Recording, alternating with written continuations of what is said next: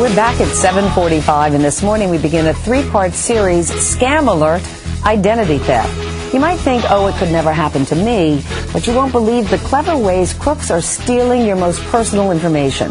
NBC's Kevin Tibbles is here to focus on one scam that invites bad guys right into your home.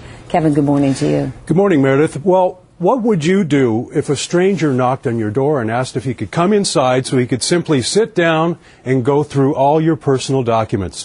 Chances are you'd slam the door in his face, right? Well, when it comes to cyber spying, that's exactly what the bad guys are doing through your computer, and you wouldn't even know it.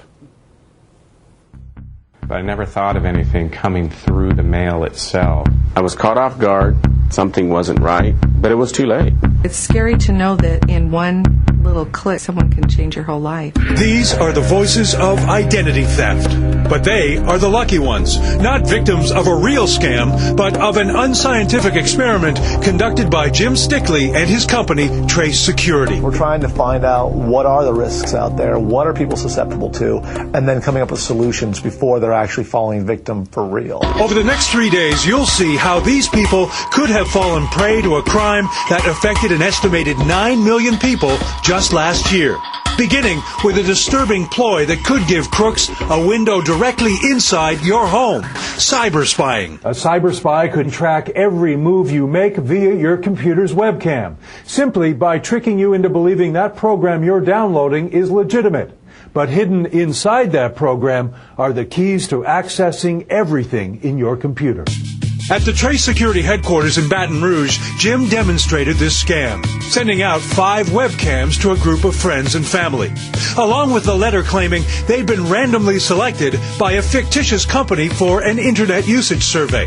But when the recipient loads the software, they're actually running a program designed by Jim that could give him control of the camera and the computer itself. The CD still looks real, only now you're loading our software first, and our software is very malicious. You're going, okay, right now I'm in my home, my shades are closed, I'm secure, I can do whatever I want, no one's around, and you're blowing that away. I mean, suddenly there is somebody around, and it could be millions of people.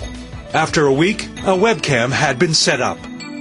Jim called the victim, his own brother-in-law, Pat, to inform him he'd been tricked, a courtesy any real hacker wouldn't extend. I received an email that showed me that a camera had come in. Right now I can communicate with everything on their computer. I can start their camera up. I can run commands. I can do whatever I need to do on their computer. Once Pat agreed to be recorded, Jim showed how easily his spying could go unnoticed. Can you tell in any way that you're being filmed right now on your camera? No, nothing at all. It's unnerving, to say the least. With consent from Pat, Jim could cyber spy through Pat's webcam and had complete access to personal files. I could download, for example, their cookies off their computer, which a lot of times are used for part of the authentication process with online banking. I could record their keyboard captures, so everything they type in, their username and password, social security numbers, and a lot of private information. For Jim, accessing Pat's personal information proved to be simple. I hooked it up, hooked the webcam up, and put it in and didn't think anything about it. One recipient told the fake company they were suspicious. The other 3 did not respond. I would hope it's going to bring awareness to it. I mean, it could be something very simple, very benign, where they just think they're downloading a screensaver for their computer.